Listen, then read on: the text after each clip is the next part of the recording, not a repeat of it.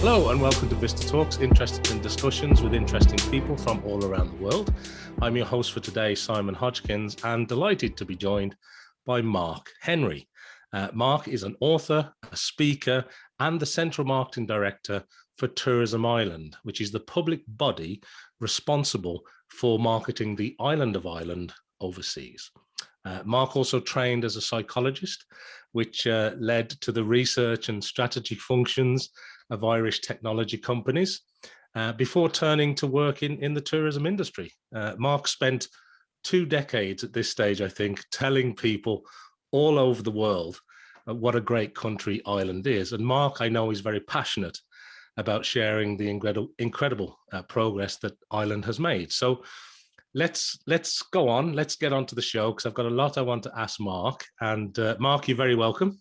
Hey, thank you for being here, Simon. Pleasure. Let's start with the big news. Let's start with the book, the new book that you have. It took you 2.5 years of research and writing, from what I understand, which is an awful long time to get to that final proof stage of a book. And the book is, in fact, an Optimist Guide to Ireland at 100. So a great title for a book. And of course, why wouldn't it be that? Given your background and your career. And I know the book is now published and it's available online and in all leading bookstores, and you're sort of doing the media circuit and everything you'd expect with a book launch. So could you, for our audience of listeners and people watching us here, whether live or recorded, can you share with our audience what the book's about, what's the essence of the book, and why did you feel the need to write this? Great. Now, look, there's a great book that's out there, precedes me, called Factfulness. I mean, many of you might have come across it. It was hit in 2018, 2019. Bill Gates gave a free copy to every graduate student in the States. At one point, he thought it was a great book. Why?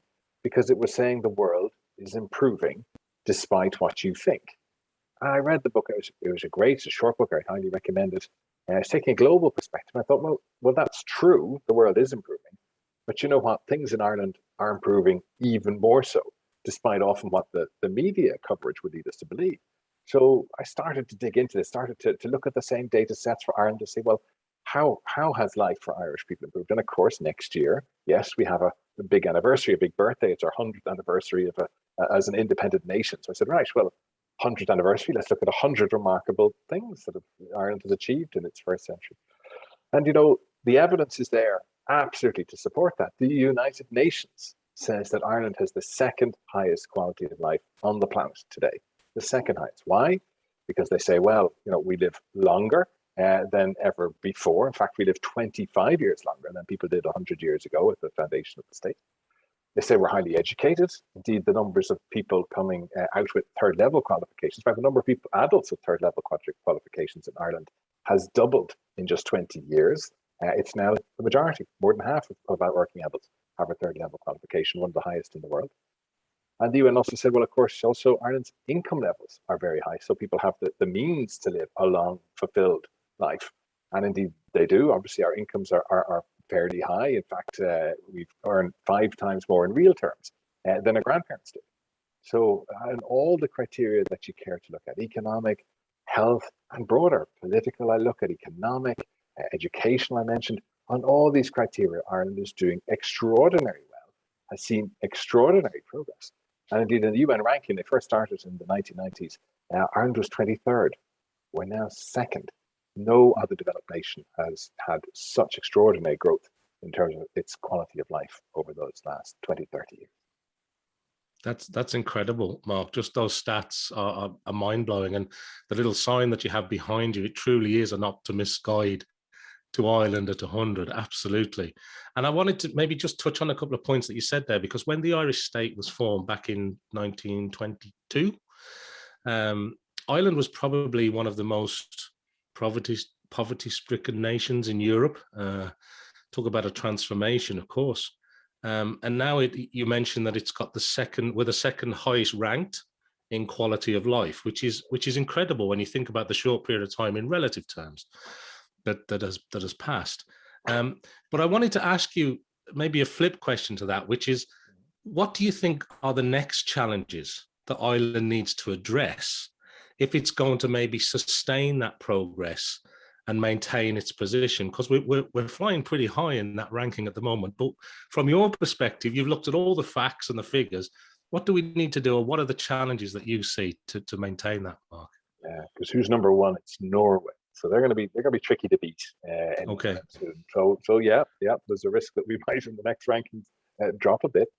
But I suppose in the book I was trying to answer the question. All right, look at all these remarkable achievements, and they're there, they're evidenced, and they're explained as to how we achieved each of them. But what's the underlying factors? Like, why did Ireland overall do so much better than other nations over recent decades? And to me, this holds the answer to the future as well. I identified four factors basically that accounted for Ireland's extraordinary success. I mean, one was our stability as a nation. So we've had 100 years, yeah, and it'll be 100 years of unbroken democracy, which is, in fact, only the case in a dozen countries around the globe. There's been a good and strong institutions of state over that period. They work and they function, they generally function well. And that has encouraged, of course, people to start businesses, people to invest. And we haven't had strong policy shifts to the left or to the right. We've fairly centrist governance. And for better or for worse, that stability has delivered for Ireland. That's one of the factors. And again, to the future, sustaining that's going to be important. The second factor was our community, our sense of community. We have a very strong sense of community in a relatively small country. So there are good, strong levels of trust between each other. That's integral in terms of ensuring a sense of fairness, which has been a contributing factor that as our economy has improved, as our economic boats have risen, everybody's has risen. Income inequality in Ireland has decreased over the last 20 years, unlike other nations. And again, I put that down to that social cohesiveness, that strength of community we have. Again, a great foundation, and again, important to nurture this as we go forward. But I think it was that the education in particular that, was the water that fertilized the fertile ground there and helped us to grow up and to fulfill our potential. I mean, this fact that, as I say, more than half of adults now working age have a third level qualification. It's nearly unrivaled in the Western world. And then last but not least, our openness as a nation. We're always a small nation, but we opened up significantly over the last 30 or 40 years to our membership of the European Union. And that opening up in particular allowed both Irish people to go flourish on the world stage, whether it was culture or arts, music, or our Irish pub network, a great success story all around the world. But also, of course, we're open for influences to come into the country and opened our mindsets that let us look and learn from what was happening elsewhere in the world. And of course, we invited in investment. And all of that helped, all of those four things came together, I think, in a very positive way. That's Ireland's magic formula that has unlocked that growth. And nurturing that, now that we're so successful, is the important thing. We mustn't forget what got us here. Holding that open disposition as a nation is going to be important. Preserving that investment in education. It's not what it was. Our investment in education at third level per student is actually half what it was before the last Great Recession. So we're tripping up there. And likewise, that sense of community, I would say, is under threat a little bit at the moment due to a housing crisis, due to the last economic cycle we had, due to the recession. There were not houses not being built really to meet demand for the last 10 years. And that really is struggling or causing a struggle for young people in particular to get on the housing ladder. And if they don't do that, well, then that threatens that social cohesiveness as we go into our second century. But I think overall, if we understand and nurture those factors that have got us here, then I'm really optimistic that we can successfully tackle them into the next generation. We've never had a better educated generation to do it. That's incredible, and there's some great facts in there, and it kind of made me wonder what surprised you the most when you're looking at all this data. Are there any that sort of stuck out that you just went, that's incredible, or from any shape? You're talking a lot there about the Irish diaspora around the world, of course, the Irish technology companies that have been very successful globally, internationally, and whether it's technology or travel or retail or life sciences, there's an awful lot going on from an Irish perspective internationally. But you've also talked about sort of that inward as well as the outward presence of that. But what was the data, Mark, or was there anything that sort of jumps out where it sort of surprised you? Well, I think there was, to be honest with you, a lot that surprised me when you look at the scale of the change. But I'll tell you something that I was a little bit left of field that I was really pleasantly surprised at, which is that the kids are all right. The next generation, our kids today, are honestly having a very positive life, and that's reflected in their behaviors. So, for example, the use of illicit drugs or alcohol has plummeted. The amount of kids who are smoking in just 20 years has dropped, or have tried cigarettes has dropped from 3/4 to under a quarter. And the small number who are using cannabis has halved. Those using alcohol is still high, but it's on the way down. In terms of juvenile crime, again, it's halved in 20 years in terms of the cases coming for the criminal court or youth who are engaged with the criminal forces. Teen pregnancy is nearly completely eliminated for those under the age of 18. It was a big factor 30 years ago. And the kids' activities in terms of sports and so on is actually very good in the European context. So I think, overall, the kids are all right. I mean, I actually end the book with a quote that I found in a study of optimism, is comparing countries across the globe in terms of optimism and what factors were contributing to that and how countries were ranked. And the study concluded that the most optimistic people in the world may be young, economically secure, educated women in Ireland. I mean, that was an amazing conclusion for me. And it says to me that we are doing the right things by the next generation, and they're going to do the right things by this country and help ensure that, as I say, it meets the challenges successfully that face them in turn. That's very interesting, because those aren't the kind of things that you hear an awful lot in the media. That's kind of not the narrative. That's not the story, is it? So, yeah, they're great points. Thank you for sharing those, Mark. I suppose obviously this is the 100 years mark, and if you were to be able to project and say, well, what do you want Ireland to be recognised of in the next 100 years? What would be sort of the lofty goals or the thinking around that? Because we've come a heck of a way, haven't we? Yeah, and I have a chapter there about our contribution to the world. Not just what we've done for ourselves, and I think there's a lot more to build on there. I mean, just recently the government announced overseas development aid for next year of €1 billion. Now, we're not a huge country, but per capita, that'll put us in the top 10 countries in terms of overseas development aid contributions, which I think is fantastic. We have a United Nations peacekeeping record that is unrivaled. We've got unbroken service since the 1950s. We have more peacekeepers serving around the world, again, per capita, than any other nation. And there was a piece of work I talk about in the book done called the Good Country Index I developed over the last few years that looked to see exactly this: what a contribution have nations made beyond their own borders, not to their own citizens, but beyond their own borders. And the first year this came out, Ireland was number one in the ranking. That's declined a bit since, which I spoke to the author about, interviewed him in the book, and he said, well, we really changed the criteria a bit, but Ireland is still well up the rankings there. I think to go up that chart would be my ambition for Ireland for at least the next few decades. And I think that there's a dimension in that we haven't tackled yet, which is our contribution to climate change. I have a chapter in the book about some of the things we've talked about, the challenges that face us for the next 100 years.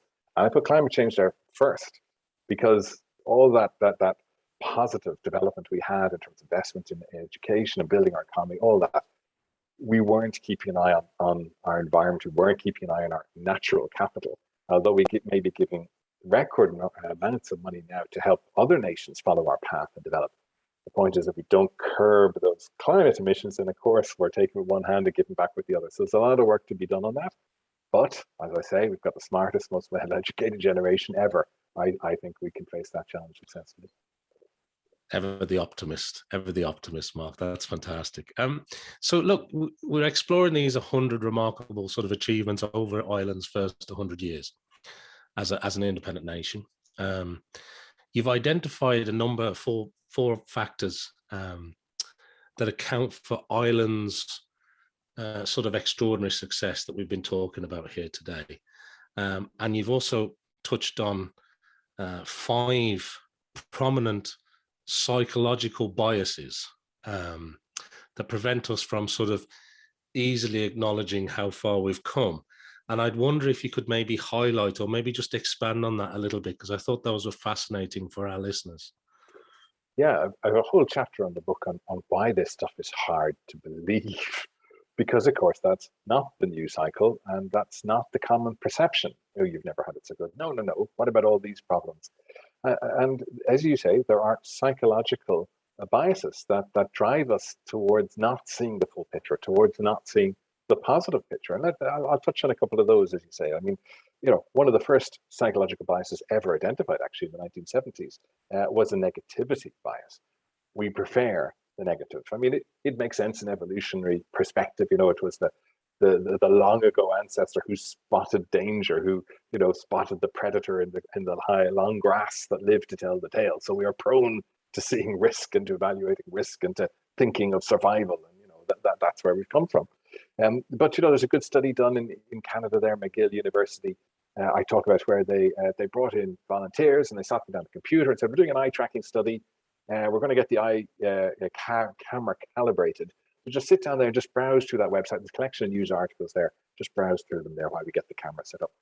And in truth, of course, there wasn't any eye camera. Nothing to do with that at all. It was to do with the news articles that were in front of them, which were perfectly balanced between negative and positive. And of course, you guessed it, people tend towards reading the negative news. And in fact, those who said they were most interested in current affairs were those who read more negative news articles than those who didn't. So that's our natural tendency. Now the problem, though, is that in our current environment, where we've got to in the last 20 years, is an always-on news cycle. It's 24-hour TV, and it's in our hand or in our pocket all the time. And the ability for us to absorb that negative news, to chase it down like never before, to absorb it and suck it in, is actually a little bit damaging. Again, there was a study done by researchers who looked at the Boston Marathon terrorist attack a few years ago. And they looked at people who followed the news cycle closely, as I say, using social media, using the news channels. And those people had higher levels of anxiety about the event than those who knew somebody who was there, and those who had a friend or relative who was actually at the event. Because we can go down a rabbit hole of doom scrolling, and that actually isn't healthy for us. And that leads us to believe, oh my God, bad news is everywhere. There's more of it than ever before. More of this than I remember 10 or 20 years ago.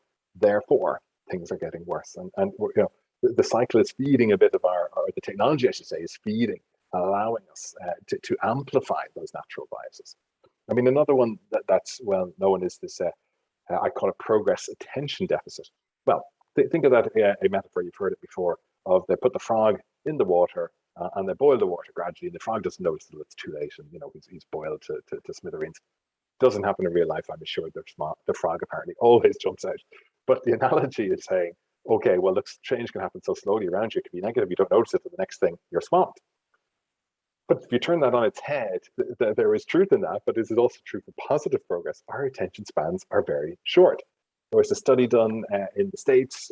They looked at Twitter weather tweets. They looked at 1.5 billion tweets, picked out 60 million that had a weather-related thing, did a huge weather-related comment. They did a huge piece of work to look at what the local temperatures were in the area where the person was tweeting from, to say, oh, it's really hot today, or it's really cold today. We never believe this weather. And they tried to say, well, how long are people talking about? What is their reference period here? And the answer is 5 years. Beyond 5 years, people forget what the weather was like. Something that would have been extraordinary compared to 10 years ago or when you were a kid doesn't even matter, doesn't even feature as a comment anymore. So we really have short attention spans, which don't help us see that positive progress over the longer term, actually. But again, makes complete sense when on average, up until the modern era, human beings only lived for 35 years. You grew up, you contributed something, you reproduced, and you were gone. So change didn't happen. You lived the same life your great-great-great-great-grandfather did as well. That's not the case anymore. And our brains are not that attuned to spotting those longer term trends. Hence the book. Hence, in fact, let's put a bit of context around this. Let's put a bit of facts around this and actually take a bit of a step back and say, wow, maybe some of my psychological biases are misleading me in truth about what's really happening.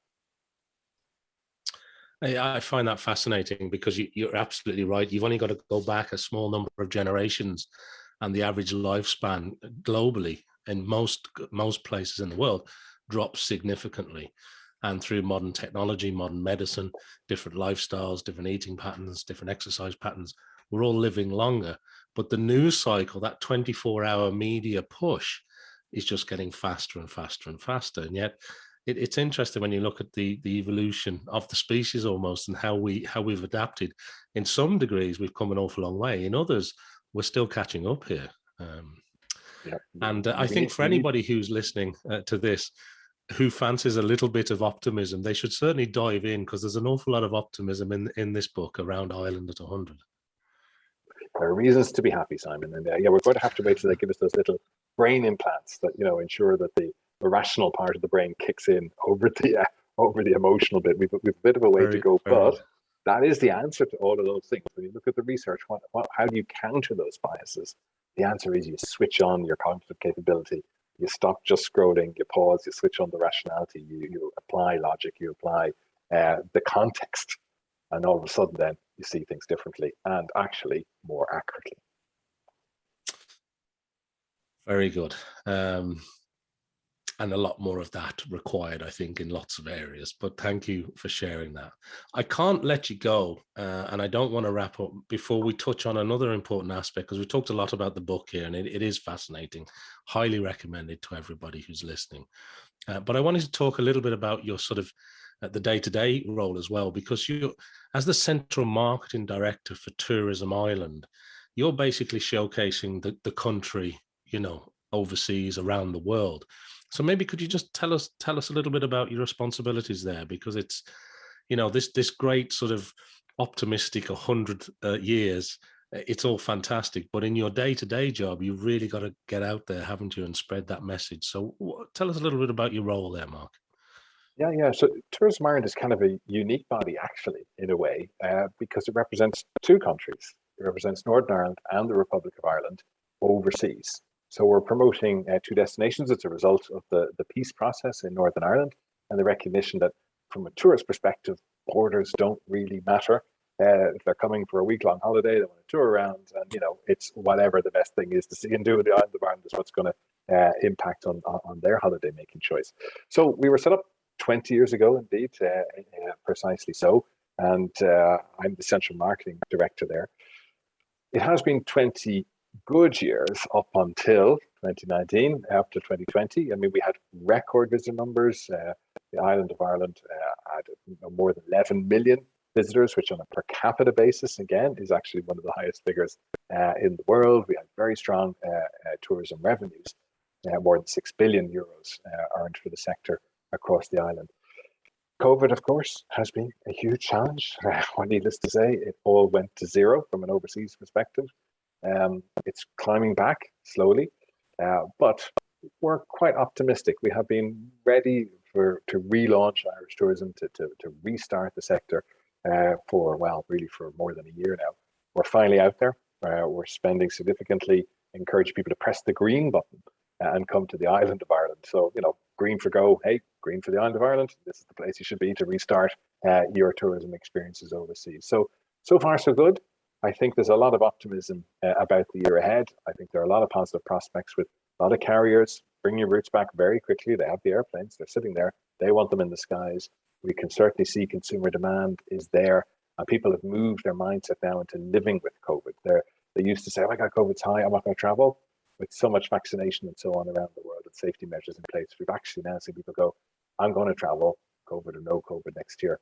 And that's an opportunity for the island of Ireland as it is everywhere else. But we'll be out there flying the flag for the island and doing our best to win our market share.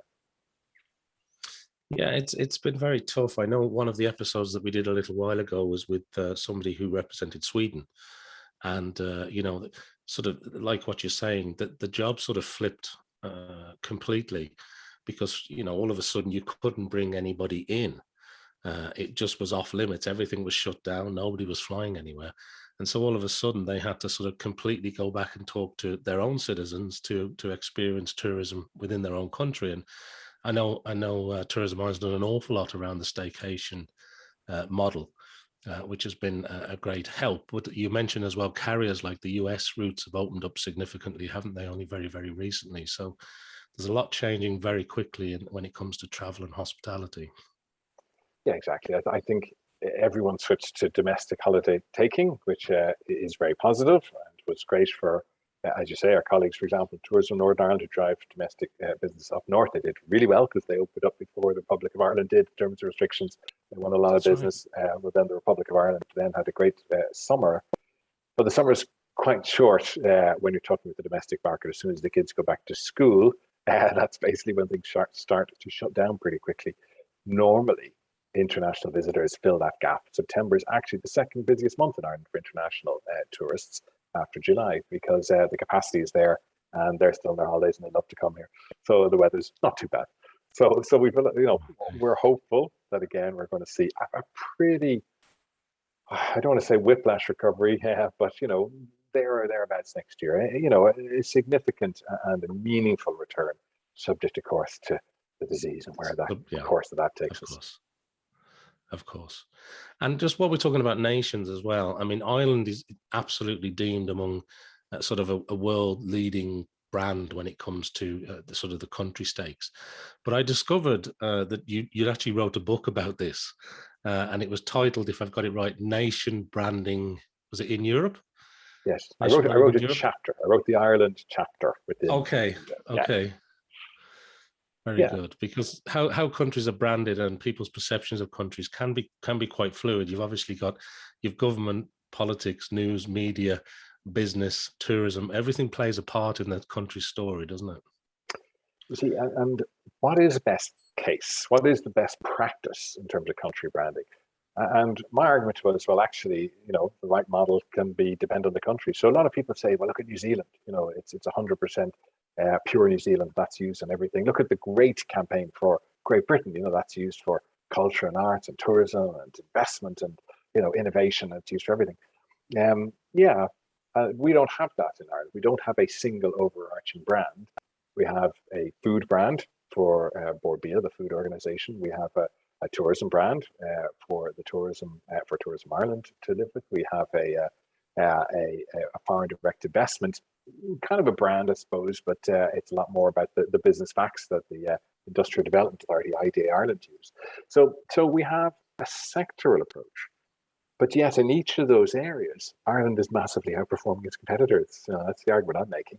In terms of tourism numbers, I mentioned earlier, per capita, one of the best in the world. In terms of foreign investment, we are the second best in Europe, as my book says, in terms of driving jobs per capita, but actually number one when you look at the value of those jobs. Number one in the world, actually, in the last 10 years in driving the value of foreign direct investment created jobs. So my argument is that, okay, there's no one size fits all here. An approach to nation branding that is about the experts in each sector doing the right thing to target their audiences, to promote their product, in our case, has proved more successful to date than having an overarching brand. And to me, that's as much a lesson for other destinations as the book of case studies is, and contrast with places like Britain and Slovenia and others who followed the single nation branding model. So look, when it comes to the facts and the optimism and Ireland, you're you're the expert on this now, Mark. But I wanted to ask you, and you may not be able to answer this, I'm not sure, but have you got a favourite part of the island of Ireland?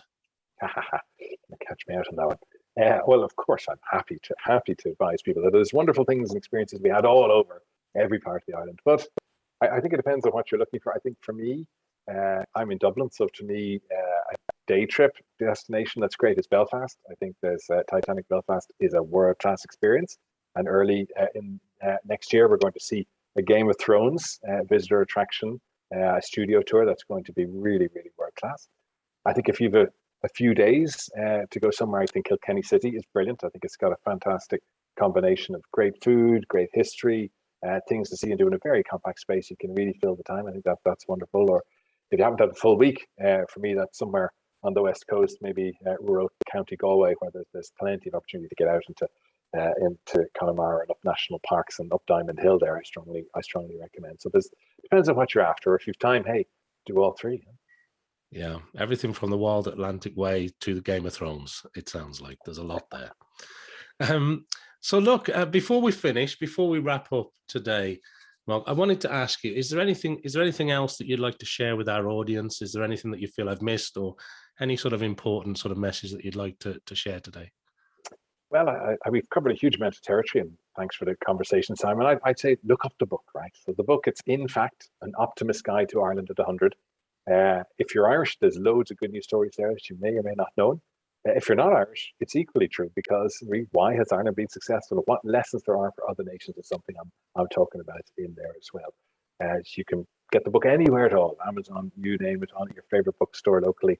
And you can find out more on www.markhenry.ie. Fantastic. Thank you very much indeed. And we highly recommend people do take a look. There's some wonderful, wonderful information in there. And congratulations on the success of the book, Mark. So look, that sort of brings us neatly wrapped up to the end of today's discussion, today's show with Mark Henry. Please do check out, in fact, An Optimist Guide to Ireland at 100. And please make sure to tune in again to another episode of VistaTalks, where once again, we'll be discussing more interesting topics with interesting people from all around the world. Thank you very much indeed, Mark. Thank you.